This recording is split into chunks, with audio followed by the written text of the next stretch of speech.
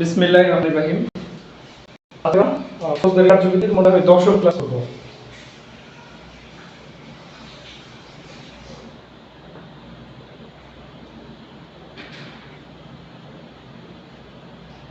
অধ্যায় কত ছিল?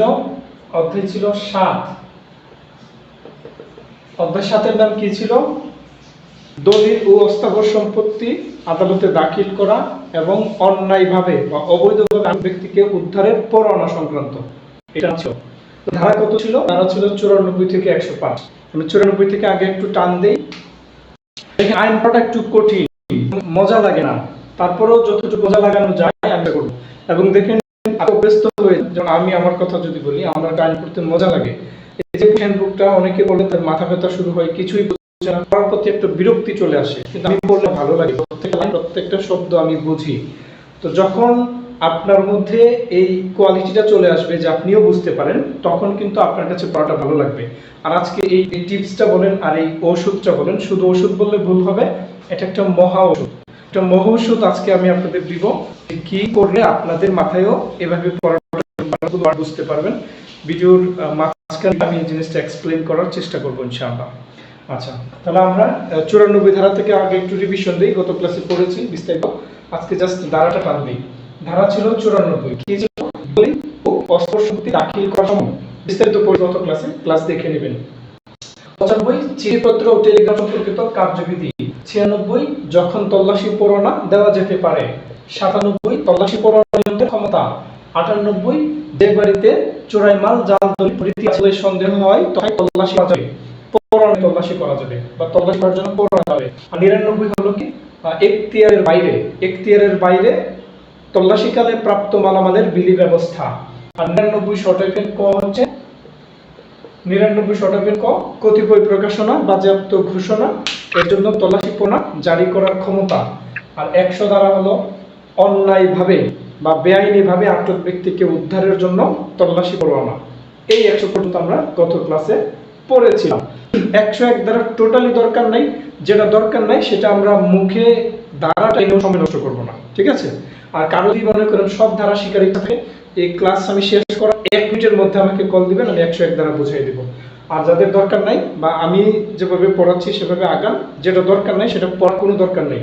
যেগুলো দরকার সেগুলো শিখেন, পরবর্তীতে আপনার ইন্টারেস্ট দরকার নাই সেটা আপনি রিডিং পড়লেই বুঝে যাবেন, ঠিক আছে? আজকে সময় নষ্ট করলাম, এরপর থেকে যারা দরকার নেই আমি বলবো। আচ্ছা, এবার আমরা যে 102 ধারা, 102 ধারাতে কি বলেছে? 102 ধারাতে বলেছে আবদ্ধ স্থানের ভারপ্রাপ্ত ব্যক্তি তল্লাশি করতে দিবেন। আবদ্ধ স্থানের ভারপ্রাপ্ত ব্যক্তি তল্লাশি করতে দিবেন।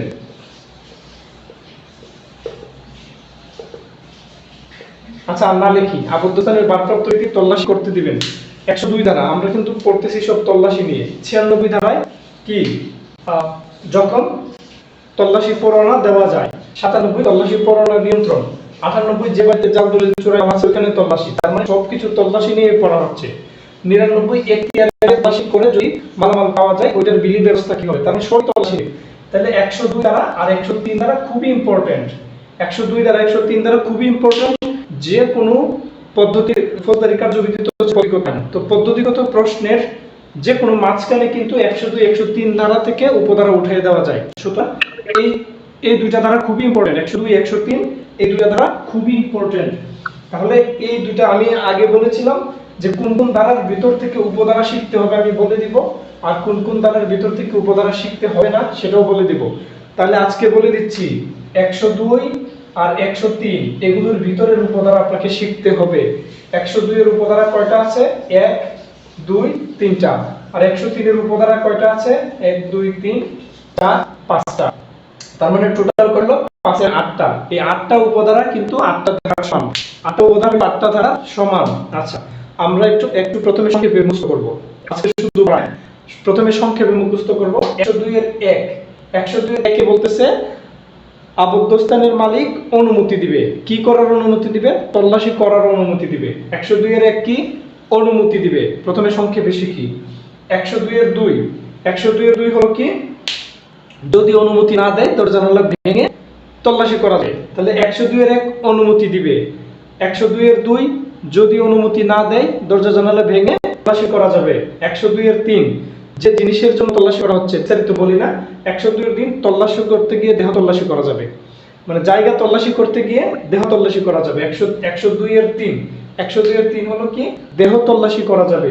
আর 103 হলো কি 101 হওয়া তল্লাশির সময় সাক্ষী রাখতে হবে। 103 তল্লাশির সময় সাক্ষী রাখতে হবে। 103-2 জব্দ পায়ে জব্দ তৈরি করতে হবে। 103-3 যার জায়গা যার স্থান তল্লাশি করবে স্থানের মালিক সাথে থাকবে। 103-4 ওই যে দেহ তল্লাশি করলো, ওই দেহ তল্লাশি করে 102 দেহ তল্লাশি করলো, দেহ তল্লাশি করে যদি কোনো মালামাল পায় ওইটার জব্দ তালিকা তৈরি করতে হবে 103-5। আর 103-5 হইলো যে পুলিশ অথবা ক্ষমতাপ্রাপ্ত ব্যক্তি তল্লাশিতে হাজির থাকার জন্য এবং সাক্ষী হওয়ার জন্য লিখিতভাবে অস্বীকার করছে, শাস্তি হবে 103-5। এই হলো টোটাল দিলাম সংক্ষেপে। এখন আমরা বিস্তারিত পড়ব। এতটুকু কি আপনারা বুঝতে পারছেন? একটু জানান তো।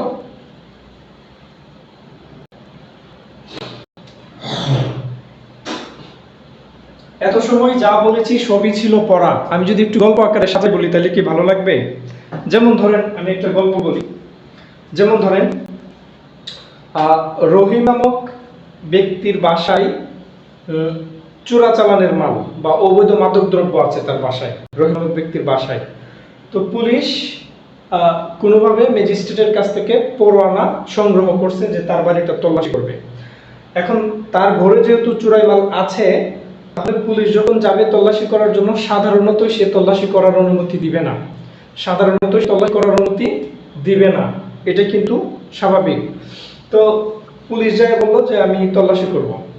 এখন আইনে বলতেছে কি 102-1 বলতেছে যার জায়গা তার অনুমতি নেবে, যে আপনার জায়গা আপনার ঘরের ভিতরে এমন জিনিস রাখা আছে। আচ্ছা আরেকটা এক্সাম্পল দিই। যেমন ধরেন ইন্ডিয়া থেকে যে চিনি বা লাইসেন্স ছাড়া যে প্রোডাক্টগুলো আসে, ওই প্রোডাক্টগুলো ধরেন যে কারবার করে বা যে ব্যবসা করে, সেই ব্যবসায়ী কি করলো, ইন্ডিয়া থেকে বাংলাদেশ আনলো, আনার পর দেখলো যে পুলিশ চলে আসছে। এখন বাংলাদেশের কি করলো, যে কোনো মানে যার ঘর আছে তার ঘরের ভিতর সেটা ঢুকে দিল, ঢুকাইয়া যেমন ধরেন গরু যে ওই খাবার দেওয়ার যে কি আছে গামলা আছে, ওই গামলার ভিতরে বসা ফেলে দিয়ে উপরে খেয়ে রাখলো। হ্যাঁ আমি গল্প বলতেছি কিন্তু। তো এইভাবে রেখে দিল ঘরের ভিতরে। এবার পুলিশ বুঝতে পারলো যে এই ঘরের ভিতরে জিনিসটা রাখা আছে, তাহলে ঘরটা যার, মালটা কিন্তু তা না, ব্যবসায়ী একজন, ওইখানে সে সেভ করার জন্য আরেকজনের ঘরে রাখছে জিনিসটা। এখন পুলিশ গিয়ে ধরেন পুলিশ পরোয়ানা নিয়ে আসছে, এই চ্যাপ্টারটা আসলে পরোয়ানা রিলেটেড, পরোয়ানা নিয়ে কাজ করে। পরোয়ানাটা কিন্তু ক্ষমতা, বিশাল ক্ষমতা, ঠিক আছে, একদম দরজা জানালা ভেঙে সে কাজ করতে পারবে পরোয়ানা থাকলে। তো এবার পুলিশ পরোয়ানা নিয়ে আসা যাওয়ার তাকে বললো যে আপনার ঘরে কিছু অবৈধ জিনিস রাখা হয়েছে, আমরা করবো। বলছে যার ঘর সে অনুমতি দিবে, সে বলবে যে ঠিক আছে স্যার করেন, এবং শুধু অনুমতি দিবে না, তল্লাশি করার জন্য যুক্তিসঙ্গত সকল সুযোগ সুবিধা দিবে। এই হচ্ছে 102-1। আচ্ছা এবার ধরেন ওই যে প্রথম রহিমের গল্প বললাম, রহিমের নিজের জিনিস, সে তো বলবে যে না আমি তল্লাশি করতে দিব না। তো যদি সে তল্লাশি করতে না দেয়, 102-2 তার এই কথাকে ভায়োলেট করে, তার কথাটা লঙ্ঘন করে, তার কথাটা ভঙ্গ করে যদি সে দরজা জানালা বন্ধ করে রাখে, সে দরজা জানালা ভেঙে ভিতরে ঢুকে তল্লাশি করে মালামাল উদ্ধার করা যাবে। এই হলো 102-2। আর যে মালগুলো তল্লাশি করা হচ্ছে, যেমন ধরেন ইয়াবা ট্যাবলেট বা গাঁজা, এগুলো তো ছোট ছোট জিনিস, ইয়াবা, হ্যাঁ, এগুলো কারো শরীরে রেখে পারে। তো যে জিনিসগুলো তল্লাশি করা হচ্ছে, পুলিশ অফিসার বা যে তল্লাশি করতেছে সে যদি মনে করে ওই জিনিসটা কারো দেহকায়িত অবস্থায় আছে, তাহলে ওই দেহ তল্লাশি করতেও কিন্তু একটা পরোয়ানা লাগে। তাহলে কি হবে, পরোয়ানা ছাড়াই তার দেহ তল্লাশি করতে পারবে। তাহলে 102-3 গল্পটা কি, 100 এটা কিন্তু এইভাবে লিখতে হবে, 102+3 এভাবে লিখতে হবে। এবার উপধারা লিখলেও হবে, যেহেতু 102টা হচ্ছে মূল ধারা, 3 হচ্ছে উপধারা, 102+3 উপধারা এটা লিখলেও হবে। আবার অনলি 102+3 ধারা লিখলেও হবে, এটা কোনো সমস্যা না। আচ্ছা তাহলে এইভাবে লিখতে হবে। এবার 102-3 বলছে কি, যে জিনিসের জন্য তল্লাশি করা হচ্ছে সেই জিনিস কারো দেহে লুকায়িত আছে বলে যদি যুক্তিসঙ্গতভাবে সন্দেহ হয়, তাহলে তার দেহ তল্লাশি করা যাবে, এই হলো 102-3। তাহলে এখন আমার হচ্ছে গল্প বলা শেষ। হ্যাঁ সরি, গল্প বলা শেষ। এখন আমি আবার একটু পড়ায় যাই। গল্প বললাম, ভালো লাগছে না, বুঝতে পারছেন না? এবার একটু বাংলা, এবার একটু পড়া যায়। 102-1 বলতেছে কি, পরোয়ানা অনুসারে কোনো আবদ্ধ স্থান তল্লাশি করার প্রয়োজন হলে, এখন যে ভাষাটা বলতেছি খাতায় লেখা আছে, আপনারা পেয়ে যাবেন, ছবি তুলে দিব, পেয়ে যাবেন। বা অলরেডি ছবি তুলে দেওয়া হয়ে গেছে, ওই যে আগের ক্লাসটা ওটাতে পেয়ে যাবেন। 102 এর 1 এ বলা হচ্ছে যে অনুসারে কোন আবদ্ধ স্থান তল্লাশি করার প্রয়োজন হলে ওখানে মালিকের অনুমতি নিয়ে প্রবেশ করতে হবে, এবং উক্ত স্থানের মালিকের কাছে যদি দাবি করা যে আমি আপনার এই আবদ্ধ স্থান তল্লাশি করব, তাহলে এই মালিক প্রবেশের অনুমতি দিবেন এবং তল্লাশি করার জন্য যুক্তিসঙ্গত সকল সুযোগ সুবিধা প্রদান করবেন। এই হলো 102 এর 1। 102 এর 2, যদি আবদ্ধ স্থানের মালিক প্রবেশের অনুমতি না দেয় তাহলে ফৌজদারি কার্যবিধানে 48 ধারাসরে অগ্রসর হওয়া যাবে। 48 ধারায় কি ওই আসামিকে গ্রেফতার করার জন্য দরজা জানালা ভেঙে ঢোকা যাবে, ওই ধারা অনুসারে অগ্রসর হওয়া যাবে। মানে একই কথা, আপনি 48 ধারা উল্লেখ করলে হবে, দরজা জানালা ভেঙে উল্লেখ করলেও হবে, অসুবিধা নেই। 102 এর 3 হলো যে জিনিসের জন্য, যে মালামালের জন্য তল্লাশি করা হচ্ছে সেই মালামাল বা জিনিস কারো দেহে লুকায়িত আছে বলে যুক্তিসঙ্গতভাবে সন্দেহ হলে তার দেহ তল্লাশি করা যাবে। 102 এর 3। তাহলে এই 102 আমাদের শেষ। এবার আমরা 103 এ ঢুকি। 103 এর 1 এ আসি, বলতেছে যে সাক্ষীদের উপস্থিতিতে তল্লাশি করতে হবে, সাক্ষীদের উপস্থিতিতে তল্লাশি করতে হবে। আচ্ছা, তাহলে 103 এর 1 আমি একটু নিচে লিখেই করি। অনেকভাবে লেখা যায়, আপনার যেভাবে মনে হচ্ছে আপনি সেভাবে লেখেন, এই যেভাবে লিখতে পারেন। 103 ধারা 1 উপধারা এভাবে লিখতে পারেন। লেখার কোনো স্টাইলের শেষ নাই। আপনি পরীক্ষাতে লেখার সময় একবার লিখবেন এইভাবে, আরেকবার লিখবেন একটু আগে যে নিয়মটা লিখছিলাম ওইভাবে, তাহলে আর বুঝবে আপনি সব নিয়ম জানেন। আমি কিন্তু এটা করছি, এক সাথে লিখছি, কোনো সময় ধাতরে লিখছি। 98 এর ফৌজদারি কার্যবিধানের 103 ধারার 1 উপধারা অনুসারে এই কথা বলা হয়েছে। আবার কোনো সময় এই কথা লেখার পরে নিচে ধারা দিয়ে দিছি, তার মানে কোন সময় আমি নিচে ধারা দিছি, কোন সময় মাঝখানে ঢুকাই দিছি, এভাবে করছি। এক একভাবে লিখছি, মানে প্রত্যেকটা জিনিস আলাদা আলাদা ভাবে সৌন্দর্য ফুটে উঠেছে। যাই হোক, তাহলে এখন বলি 103 ধারার 1 উপধারাতে বলা হচ্ছে যে কোন স্থান যখন তল্লাশি করবেন তখন ওই স্থানের বা ওই এলাকার সম্মানিত বা গণ্যমান্য 2 বা ততোধিক ব্যক্তিকে সাক্ষী হওয়ার জন্য এবং হাজির থাকার জন্য আদেশ দিতে পারেন। অর্থাৎ যে অফিসার তল্লাশি পরোয়ানা কার্যকরী করবেন, সেই অফিসার যে স্থান তল্লাশি করবেন সেই এলাকার 2 ততোধিক গণ্যমান্য বা সম্মানিত ব্যক্তি তল্লাশিতে হাজির থাকার এবং সাক্ষী হওয়ার জন্য লিখিতভাবে আদেশ দিতে পারবেন। এই হলো 103 ধারা 1 উপধারা। তাহলে 103 এর 1 এর মূল কথাটা কি? মূল কথাটা হলো তল্লাশি করার সময় বা তল্লাশি করার পূর্বে সাক্ষীদেরকে ডাকতে হবে। তল্লাশি করার পূর্বে, তল্লাশি করার সময় যাতে তারা হাজির থাকে এবং সাক্ষী হয়, এজন্য সাক্ষীদেরকে ডাকতে হবে। 103 এর 1।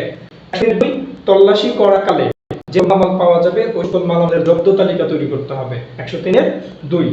আচ্ছা, আচ্ছা, জব্দ তালিকা তৈরি করার কিন্তু জব্দ তালিকায় সাক্ষীদের স্বাক্ষর নিতে হবে, এবং ম্যাজিস্ট্রেট যদি সাক্ষীদেরকে না ডাকে তাহলে পুলিশ অফিসার কখনোই বলবে না যে আপনি আদালতে গিয়ে হাজির হন। এবং ম্যাজিস্ট্রেট যদি সমন দিয়ে ডাকে তাহলে সাক্ষীদেরকে হবে আপনাকে ম্যাজিস্ট্রেট আদালতে যাইতে হবে, আল্লাহ বলা যাবে। 103 এর 2। আর 103 হচ্ছে যে স্থান তল্লাশি করা হবে, যে স্থান তল্লাশি করা হবে সেই স্থানের মালিককে তল্লাশি করার সময় হাজির থাকার অনুমতি দিতে হবে।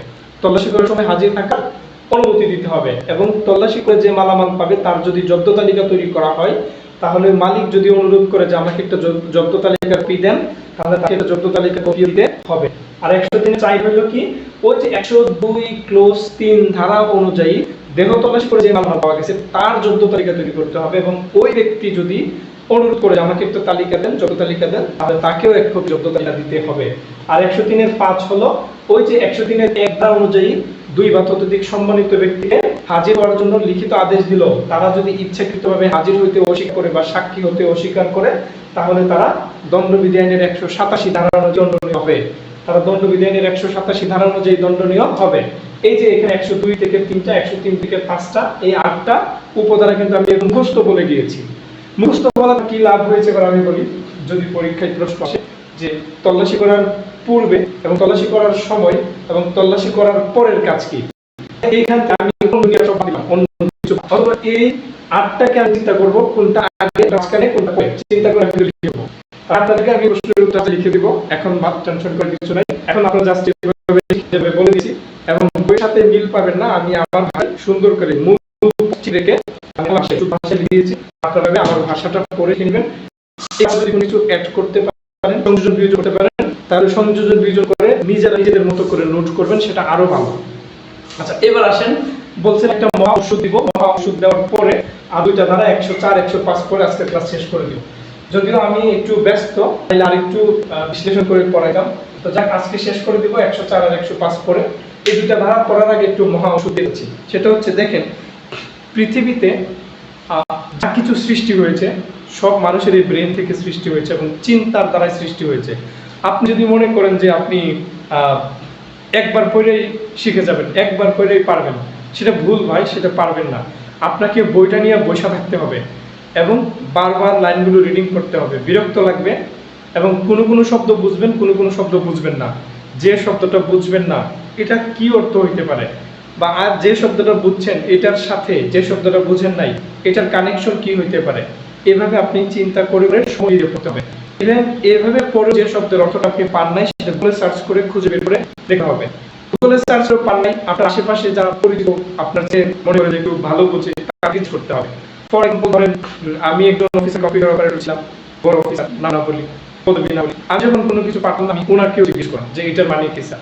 উনি আবার যদি পারেন বলে দিতেন, উনি না পারলে ওনার মেধা আমার মেধাতে বা আমার উনি আবার মোবাইলে গুগলে যাইতো না, কই তো জানি না কি জানি, রিসার্চ করে এটা উত্তর টিভি করতো, আমাকে বলতো। এভাবে আমি শিখেছি, ঠিক আছে।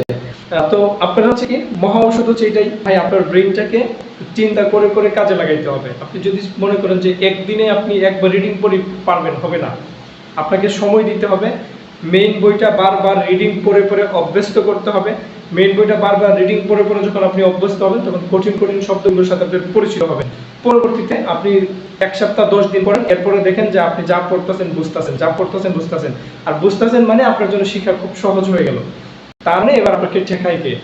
এখন আপনার সমস্যা হচ্ছে পড়তে মাথা ব্যথা করতেছে, বিরক্ত লাগতেছে, তাদের সামনে বসে থাকতে এটাই করতেছে না, এখন হচ্ছে এগুলো আপনার সমস্যা। তাহলে আপনি যখন কষ্ট করে করে এগুলো বারবার রিডিং করবেন, বারবার রিডিং করবেন, কঠিন কঠিন শব্দের সাথে পরিচিত হবেন, আস্তে আস্তে আপনার ব্রেনে এগুলো ঢোকা শুরু করবে, তখন কিন্তু আপনার কাছে আর বিরক্ত লাগবে না, তখন আপনার কাছে ভালো লাগবে। নতুন নতুন জিনিস জানতেছে, আপনার কাছে ইন্টারেস্ট লাগবে, পড়াটা আরো ভালো লাগবে, আরো পড়তে মন চাইবে, একটা মজা চলে আসবে। এটাই হচ্ছে মহা ঔষধ। আশা করছি এই টিপসটা আপনারা কাজে লাগাবেন। আর আমি বলেছিলাম কিছু কিছু জিনিস আপনাদেরকে দিব যেগুলো পরীক্ষার খাতায় আপনারা লিখবেন। 1 নম্বর ছিল ম্যাজিস্ট্রেট লেখার আগে বিজ্ঞ লিখবেন। ম্যাজিস্ট্রেট লেখার আগে বিজ্ঞ ম্যাজিস্ট্রেট লিখবেন। আর সংখ্যা লেখার আগে আগে লিখবেন অঙ্কে, তারপরে দিবেন কথায়। এইভাবে 3 হইলে এইভাবে সম কয় কপি? 3 কপি। 3 কপি না, সরি, সম 2 কপি। আর ভুলি কপি ঘোষণা 3 কপি। এইভাবে তাহলে বিজ্ঞ ম্যাজিস্ট্রেট কি হবে? শব্দটা বিজ্ঞ। ম্যাজিস্ট্রেট কথাটা আসলে আগে দিবেন বিজ্ঞ, আর সংখ্যা আসলে আগে দিবেন অঙ্কে, ব্র্যাকেটের ভিতরে দিবেন কথায়। আচ্ছা, এগুলো আমি এরকম ধাপে ধাপে যে যে জিনিস পরীক্ষার খাতায় ঢুকাইলে আপনার লেখাটা সুন্দর বাড়বে ওগুলো আমি বলে দিব। আচ্ছা, এবার আসেন আপনার সামনে পারি 104 ধারায় কি বলছে আর 105 ধারায় কি বলছে। এবার দেখি আমরা 104 ধারায় বলতেছে যে 104 ধারায় বলতেছে যে সকল দলিল আদালতে দাখিল করা হয়েছে তা আটক করার ক্ষমতা। তার মানে ওই যে 94 ধারাতে যে দলিল দাখিল করা হয়েছে, অস্থাবর সম্পত্তি দাখিল করা হয়েছে, 95 ধারাতে টেলিগ্রাম বা তার বার্তা কর্তৃপক্ষ যে জিনিসপত্র আদালতের কাছে দাখিল করেছে, হ্যাঁ, এরকম ফৌজদারি কার্যবিধি বলেন বা যে আইনি বলেন, যে আইনের যে ধারা অনুসারে আদালতের কাছে যে জিনিস দাখিল করা হয়েছে, আদালত যদি মনে করে সেই জিনিসটা আটক রাখা প্রয়োজন, তাহলে 104 আন্দোলনে আরো সেই জিনিস আটক রাখতে পারবে। 104 আদালতকে এই ক্ষমতা দিয়েছে। যে সকল দলিল আদালতে দাখিল করা হয়েছে, আদালত যদি উপযুক্ত মনে করে সেই জিনিসটা আটক রাখবেন, তাহলে আদালত আটক রাখতে পারেন। এটা আমাদের ইম্পর্টেন্ট না, তারপর জানাই দিলাম। আর 105 ম্যাজিস্ট্রেটের উপস্থিতিতে তল্লাশি। ওই যে আমরা একটা ধারা পড়ছিলাম না, ম্যাজিস্ট্রেটের উপস্থিতিতে বা ম্যাজিস্ট্রেট কর্তৃক গ্রেফতার পড়ছিলাম না, কত ধারা ছিল সেটা বলতে পারবেন? ম্যাজিস্ট্রেটের উপস্থিতি, ম্যাজিস্ট্রেট কর্তৃক 65 ধারা ছিল সেটা। ওই 65 ধারার বিপরীত 105, ওইটা ছিল ম্যাজিস্ট্রেট কর্তৃক বা ম্যাজিস্ট্রেটের উপস্থিতিতে ম্যাজিস্ট্রেটের আদেশে গ্রেফতার। আর 105 হলো কি? ম্যাজিস্ট্রেটের উপস্থিতিতে তল্লাশি। ম্যাজিস্ট্রেটের উপস্থিতিতে কি তল্লাশি হবে? যে ধরনের ঘটনা, যে ধরনের অবস্থার কারণে ম্যাজিস্ট্রেট তল্লাশি পরোয়ানা দেওয়ার জন্য ক্ষমতাবান, ওই ধরনের পরিস্থিতিতে ম্যাজিস্ট্রেট ঘটনাস্থলে উপস্থিত থেকেই তল্লাশি করার আদেশ দিতে পারেন, অথবা ম্যাজিস্ট্রেট নিজেই তল্লাশি করতে পারেন। তার মানে 104 হলো কি? যে দলিল আটক রাখার জন্য ম্যাজিস্ট্রেট ক্ষমতাবান সেই দলিল আটক রাখতে পারবে। আর 105 ধারা হলো যে ঘটনার জন্য ম্যাজিস্ট্রেট তল্লাশি পরোয়ানা ইস্যু করতে পারে, সেই ঘটনার জন্য ম্যাজিস্ট্রেট উপস্থিত থেকে তল্লাশির আদেশ দিতে পারে। তার মানে তল্লাশি পরোয়ানা ইস্যু যদি না করার ক্ষমতা ম্যাজিস্ট্রেটের নাকে, সেখানে ম্যাজিস্ট্রেট উপস্থিত থেকে তল্লাশি করতে পারবে না। এই হলো 105। তাহলে আমাদের প্রথম পর্ব শেষ। ফৌজদারি কার্যবিধি আইনের 1 থেকে 105। এটা হচ্ছে আগামীকালকে আপনাদের পড়া 1 থেকে 105, এবং আমি চেষ্টা করব 1 থেকে 105 এর ভিতরে এমসিকিউ একটা পরীক্ষা নেওয়া যায় কিনা, এবং লিখিত যে প্রশ্নগুলো আমার ইয়াতে দিয়েছি এর ভিতর থেকে লিখিত পরীক্ষার পরীক্ষা নেওয়া যায় কিনা সেটা আগামী শুক্রবার পরীক্ষা নিব কিনা আমি আগামীকালকে জানাবো। আর আগামীকালকে থেকে আমরা ইনশাআল্লাহ 106 ধারা থেকে শুরু করব। তো আপনাদের কালকের পড়া হচ্ছে 1 থেকে 105। 1 থেকে 105 বলতে আমি যেগুলো পড়িয়েছি জাস্ট ওইগুলো, এর বাইরে পড়তে হবে না। তাহলে ভালো থাকবেন, আজকে এতটুকুই। কেউ কিছু বলতে পারেন, নাহলে শেষ করে দেব।